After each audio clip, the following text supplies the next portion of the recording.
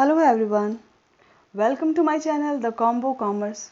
मेरा नाम सौम्या है और सबसे पहले आप सभी लोगों का बहुत बहुत थैंक यू इस चैनल के साथ जुड़ने के लिए, मुझे सपोर्ट करने के लिए।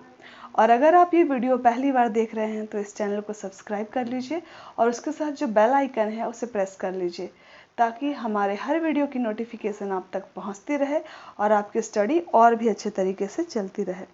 तो चलिए हम लोग आज की क्लास शुरू करते हैं। मैंने प्रीवियस क्लासेस में आपको बेसिक अकाउंटिंग टर्म्स के बारे में बताया था और उसी सीरीज़ को हम लेकर दोबारा आए हैं पार्ट 2 के नाम से। तो आज हम देखते हैं कि इस सीरीज़ में हम आगे क्या पढ़ेंगे। देखिए, मैंने आपको बताया था पिछले वीडियो में कि अकाउंटिंग इक्वेशन क्या होता है और उसी अकाउंटिंग इक्वेशन को प्रूफ करने के लिए मैंने यहाँ कुछ क्वेश्चंस को कोट किया है। यहाँ पे मैंने अकाउंटिंग इक्वेशन को अभी फिर से रिवाइज कर देती हूँ आप लोगों के सामने कि assets is equal to liabilities plus capital. Capital वो अमाउंट होता है जो बिजनेस में इंट्रोड्यूस किया जाता है बिजनेस को इंट्रोड्यूस करने के लिए या फिर बिजनेस को और भी इम्प्रूव करने के लिए। इंट्रोड्यूस प्लस इम्प्रूव, तो ये ह्यूज अमाउंट होता है। कैपिटल हमेशा ह्यूज अमाउंट होता है, ठीक है, बड़ा अमाउंट होता है। लायबिलिटीज़ वो ड्यूटीज़ होती है जो बिजनेस को पे करने पड़ती है अपने डे टू डे ऑपरेशन को अच्छे से चलाने के लिए। और एसेट्स वो एसेट्स होता है जिससे कंपनी को लाभ होता है, या तो करेंट प्रॉफिट उसको हो सकता है या फिर लॉन्ग टर्म प्रॉफिट होता है। अब asset has two types. Assets के दो प्रकार होते हैं, करेंट एसेट्स होता है और फिक्स एसेट होता है। करेंट एसेट जिसकी एग्जिस्टेंस शॉर्ट पीरियड के लिए होती है इन बिजनेस, क्या होती है, शॉर्ट पीरियड के लिए। और फिक्स एसेट लॉन्ग पीरियड के लिए बिजनेस में होता है।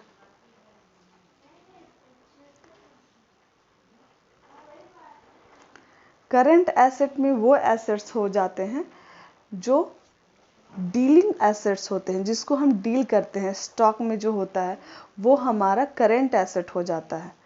जिसको हम day to day operating business में डीलिंग करते हैं वो करेंट एसेट हो गया। मान लो कि अगर हम कपड़े की बिजनेस कर रहे हैं तो कपड़े को हम स्टॉक करके तो नहीं रखेंगे ना, उसे मैं क्या करूँगी, डे टू डे बिजनेस में बेचूंगी। बेचने के लिए मैंने कपड़ा रखा है तो वो हमारा स्टॉक हो जाएगा, वो करेंट एसेट हो जाएगा। लेकिन उसी कपड़े के बिजनेस में मैंने कुछ रेंट लिया होगा, कुछ बिल्डिंग बनाई होगी अपने कपड़ों को स्टोर करने के लिए, तो वो बिल्डिंग हमारा फिक्स एसेट हो गया। उसमें मैंने कुछ इक्विपमेंट रखे होंगे, वो हमारा फिक्स एसेट हो गया, क्योंकि वो एक लॉन्ग टाइम तक चलेगा। और उसकी जो रिटर्न मिलेगी वो हमें लंबे समय तक मिलेगी। अगर मान लो किसी और बिजनेस में होता है, कपड़े के बिजनेस में मान लो मशीनरी है, मैंने कपड़ा ये प्रिंट करने के लिए कोई मशीन वगैरह रखा है, उसमें डिज़ाइन वगैरह करने के लिए, तो जो मैंने मशीन रखी है वो भी हमारा फिक्स एसेट हो गया, क्योंकि मैं इसे डे टू डे ऑपरेशन में डील नहीं कर रही हूँ, बेच खरीद नहीं रही हूँ, तो ये हमारा फिक्स एसेट। यानी कि फिक्स एसेट वो है जो एक लंबे समय तक एक बिजनेस को रिटर्न देता है, प्रॉफिट कराता है, वो फिक्स एसेट हुआ। करेंट एसेट वो जो हम जिसका रोज़मर्रा की बिजनेस में लेन देन करते हैं, वो करेंट एसेट हुआ। तो देखिए, मैंने जो आपके सामने क्वेश्चन लेकर आई हूँ यहाँ पे मैंने साइड में कोट कर दिया है। अब उसी क्वेश्चंस को मैं यहाँ पर आप लोगों के सामने डील करूँगी। यहाँ पे एक क्वेश्चन फर्स्ट में देखिए, फर्स्ट में क्या लिखा हुआ है कि इम्तियाज़ स्टार्ट करता है बिजनेस 75,000 से। तो इम्तियाज़ जब बिजनेस इंट्रोड्यूस किया 75,000 कैश लेकर आया। अब उसी कैश को मैंने कैश जब भी इंट्रोड्यूस होता है तो मैंने आपको बताया कि उसे हम कैपिटल में दिखाते हैं। तो कैपिटल को हमने यहाँ पे 75,000 दिखाया। तो अभी तो दोनों साइड, जब इक्वेशन ए है यहाँ पर, तो 75,000 लेफ्ट हैंड साइड भी और राइट हैंड साइड दोनों साइड क्या है, इक्वल है। यानी कि हमारा जो अकाउंटिंग इक्वेशन है वो मैच कर गया। सेकंड में क्या बोल रहा है कि हम बैंक में 50,000 जमा कर रहे हैं, कैश पेड कर रहे हैं, तो 50,000 हम उसी 75,000 में से पेड कर रहे हैं, तो उसमें से 50,000 लेस करेंगे 75,000 में से, और कहाँ जमा कर देंगे, बैंक में जमा कर देंगे। तो देखो एसेट साइड में केवल चेंजेस हो रहे हैं, कैपिटल और लायबिलिटी साइड में कोई चेंजेस नहीं हो रहा है, क्योंकि हमारा ये दोनों कैश भी एसेट्स है और बैंक भी एसेट्स है। तो मैंने कैश से 50,000 को लेस किया और बैंक में 50,000 को दिखा दिया है। तो जब मैंने 75,000 में से 50,000 को लेस किया तो 25,000 यहाँ मैंने शो किया, और 50,000 जो बैंक में जमा किया वो यहाँ शो किया। तो 50,000 प्लस 25,000 यानी कि कुल 75,000। अभी भी right hand side and left hand side दोनों मैच्ड है। अगेन अकाउंटिंग इक्वेशन फॉलो हो रहा है। पॉइंट नंबर सी है कि मैंने कोई गुड्स परचेज किया है 15,000 में। अब 15,000 में मैंने जो गुड्स परचेज किया वो कैश से किया है, ऑन कैश किया है, तो कैश लेस होगा 15,000, और मैंने जबकि स्टॉक लाया तो स्टॉक में मैंने दिखाया है 15,000। ठीक है, अगेन मैंने जब 25,000 से 15,000 लेस किया तो यहाँ 10,000 बचा, और यहाँ पे मैंने 50,000 बैंक में जमा किया, उसे मैंने अभी कुछ नहीं किया तो एज इट इज उतार दूंगी, और 15,000 का मैंने यहाँ स्टॉक लिया तो यहाँ मैं 15,000 का स्टॉक दिखाऊंगी। तो 10,000 प्लस 50,000 प्लस 15,000 कुल 75,000। Again it is matched. D number point में क्या बोल रहा है कि इम्तियाज क्या किया, 6,000 के सामान को 8,000 में बेच दिया, यानी कि sold goods costing 6,000 for cash 8,000। 6,000 के सामान को वो 6,000 के सामान को वो 8,000 में बेचा। तो 8,000 मेरा आ रहा है तो प्लस 8,000 कैश में दिखाएंगे, और 6,000 कहाँ से, स्टॉक से मेरा जा रहा है, तो माइनस 6,000 हम स्टॉक का दिखाएंगे। जो 2,000 मेरा एक्स्ट्रा आया वो मेरा कैपिटल को बढ़ाया, तो मैंने यहाँ पे आपका राइट हैंड साइड प्लस 2,000 को किया है जो कैपिटल में ऐड हुआ। ठीक है, तो अब फिर से मैंने यहाँ पे इक्वल करके देखा कि दोनों साइड इक्वल हो रहा है या नहीं। तो 10,000 पहले कैश में बचा हुआ था प्लस 8,000 अभी आया तो 18,000 इधर हो गया। 50,000 बैंक में जो अभी एज इट इज बचा हुआ है, तो 50,000 बना हुआ है, और ये 15,000 जो मेरा स्टॉक में शो कर रहा था उसमें मैंने 6,000 का स्टॉक बेच दिया, तो 9,000 मेरा बचा, 9,000 मेरा यहाँ बच गया। तो 18,000 प्लस 50,000 प्लस 9,000 कुल मिला के 77,000 77,000 आया। ठीक है, तो ये फिर से मैच हो गया, फिर से हमारा अकाउंटिंग इक्वेशन मैच हुआ। अगेन लास्ट इक्वेशन क्या बता रहा है कि वो 10,000 का क्या किया, मैंने यहाँ क्या कहा कि 10,000 का वो गुड्स ले रहा है, 10,000 का गुड्स फिर से वो परचेज किया, तो मेरा जो गुड्स आ रहा है वो स्टॉक में दिखाएंगे, 10,000 स्टॉक में दिखा रहा है मैंने। अब अगेन इसको 10,000 जो मैंने क्रेडिट पे लिया है तो मेरा लाइबिलिटीज़ बनता है, उधार पर लिया है मैंने, तो लाइबिलिटीज साइड मैंने 10,000 दिखाया। अब दोनों को दोनों साइड मैंने फिर मैच किया, ये आपका 18,000 यहाँ पे आ गया, रुको क्लियर करके बताती हूँ। देखो ये आपका 18,000 आ गया, ये आपका 80,000 दिखा रहा है, प्लस 50,000 एज इट इज़ है, 10,000 प्लस 9,000 19,000 इसमें दिखा रहा है स्टॉक में। कैपिटल 77,000 हुआ और क्रेडिटेड 10,000 आपका दिखा रहा है। तो आपका राइट हैंड साइड भी 87,000 कुल आ रहा है, टोटल 87,000, और लेफ्ट हैंड साइड भी 87,000 आ रहा है। तो हमारा जो ये इक्वेशन है, ये जितने भी मैंने क्वेश्चन बनाया ये सारे क्वेश्चन में जस्टिफाई कर गया। इट मीन्स कि हमारा जो एंट्री है, हमारा जो कैलकुलेशन है, हम सही तरीके से कर रहे हैं।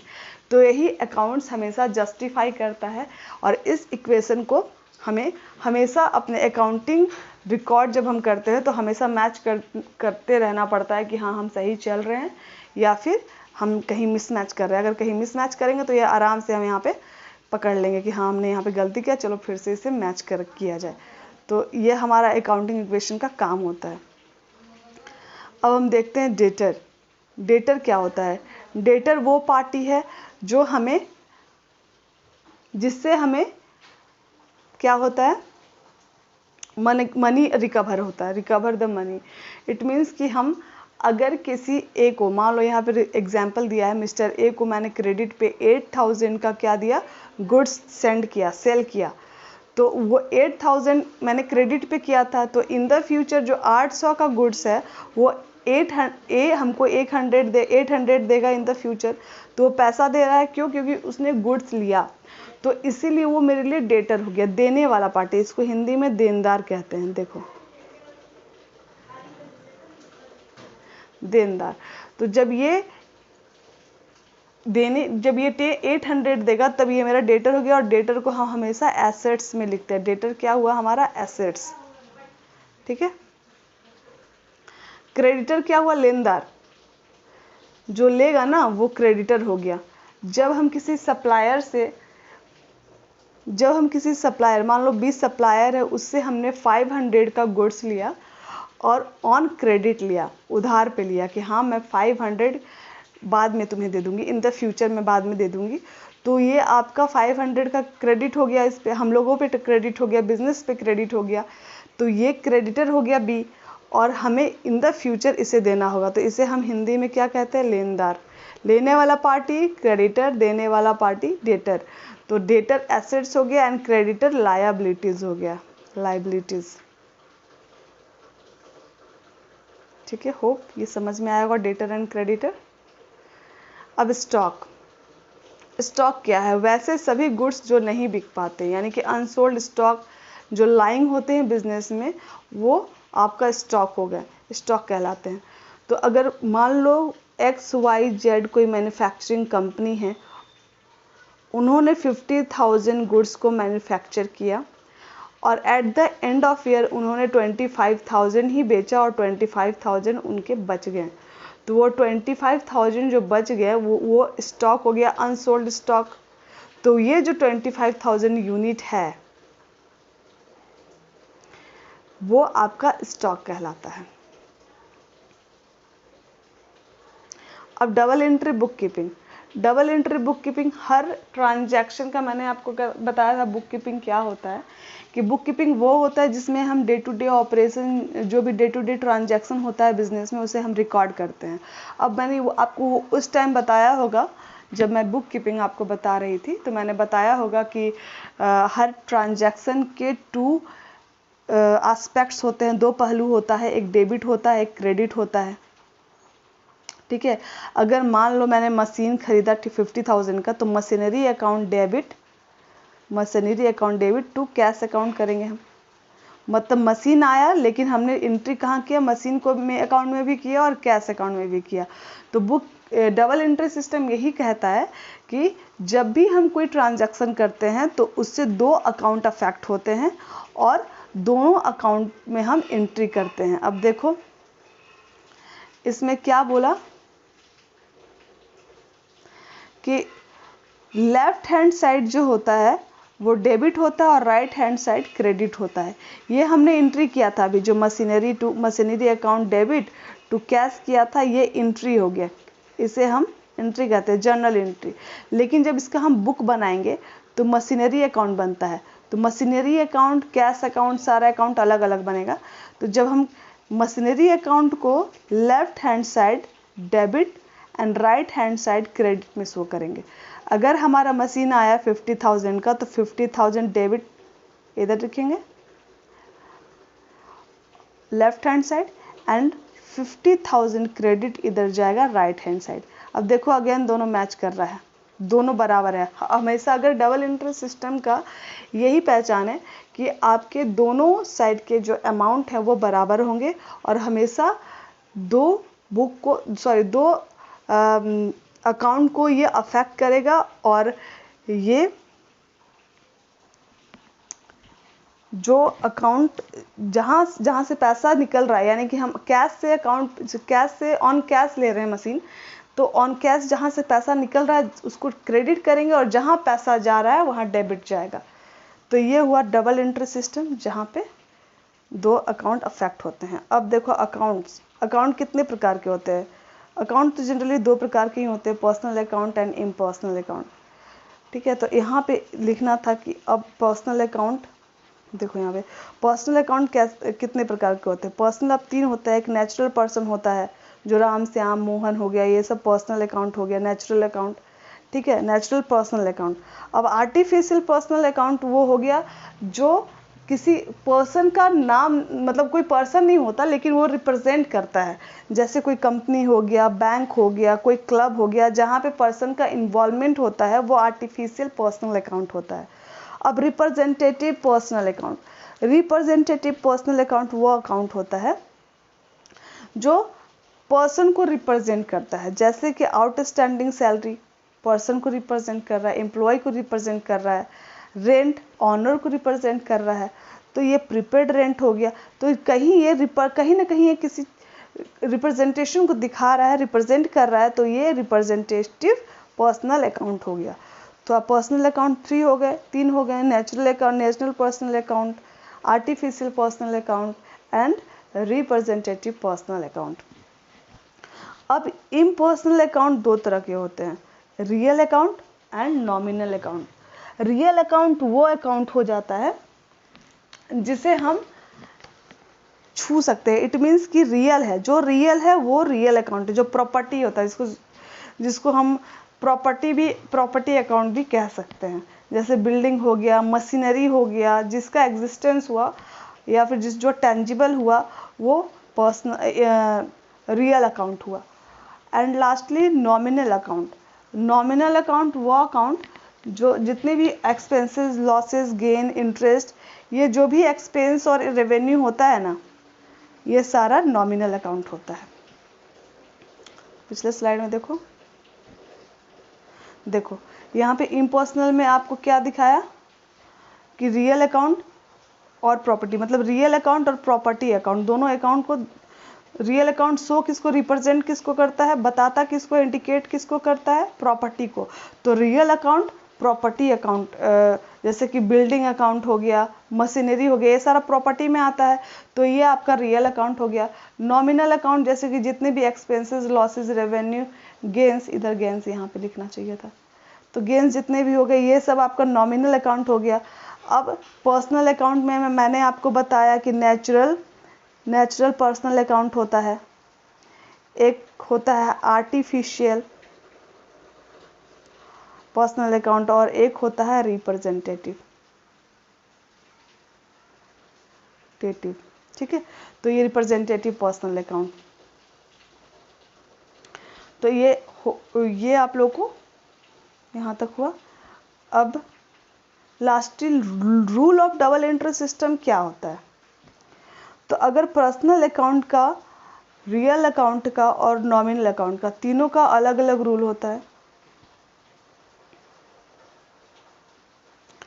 पर्सनल अकाउंट में ये आपको लर्न करना होगा, ठीक है, तभी जाकर सारे जो एंट्री हैं वो अच्छे से हो पाएंगे। लेकिन फिर भी मैं यहाँ पे इंट्रोड्यूस करती हूँ, बताती हूँ आपको कि देखो पर्सनल अकाउंट जो रिसीव किया जाता है उसे डेबिट करो, जो रिसीव कर रहा है उसे डेबिट करो, और जो दे रहा है वो क्रेडिट करो। बताओ, जैसे कि राम क्या कर रहा है, राम को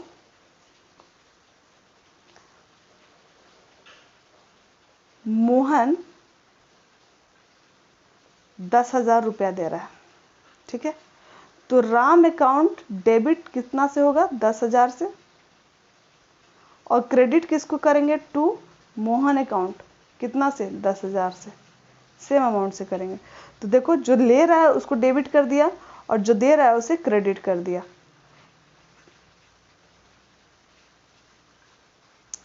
अब रियल अकाउंट, जो व्हाट कम्स इन उसको डेबिट करो और व्हाट गोज आउट उसे क्रेडिट करो। रियल यानी कि अगर मैंने बिल्डिंग, मान लो बिल्डिंग, एक लैंड खरीदा, लैंड भी हमारा एक प्रॉपर्टी है, तो लैंड हमने खरीदा,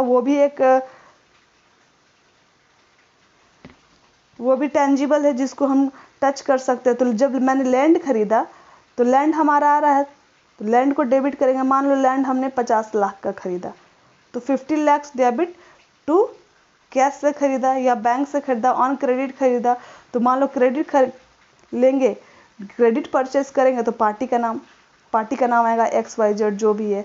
अगर कैश लिया जाए तो 2 कैश करेंगे, या फिर बैंक से अगर मैंने चेक काट के दिया तो 2 बैंक किया जाएगा।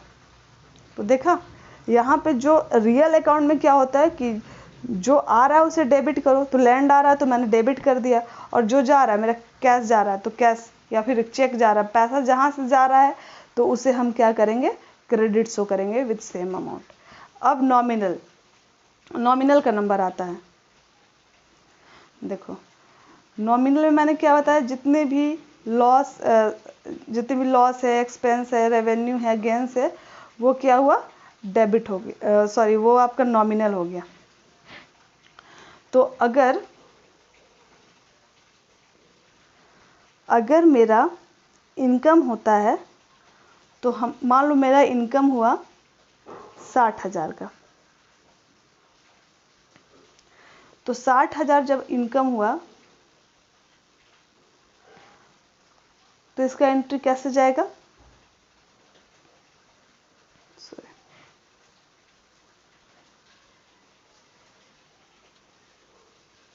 इसका एंट्री देखो यहाँ पे मैंने नॉमिनल अकाउंट का एग्जांपल ये लेती हूँ कि मान लो चेक अगर मैंने कोई लिया है चेक से मैंने क्या किया, चेक में मुझे इंटरेस्ट मिल रहा है, जो इंटरेस्ट मिल रहा है उस इंटरेस्ट को हम क्या करेंगे, डेबिट कर देंगे। और चेक पे मिल रहा है, ठीक है, तो वो बैंक होगा, बैंक से तो बैंक हमारा क्रेडिट चला जाएगा, ठीक है। तो देखो जहाँ पे आ रहा है मेरा इंटरेस्ट रिसीव हो रहा है तो वो रिसीव को हम लोग डेबिट कर दिया, और बैंक को हमने क्रेडिट कर दिया जहाँ से हमें आ रहा था, ठीक है।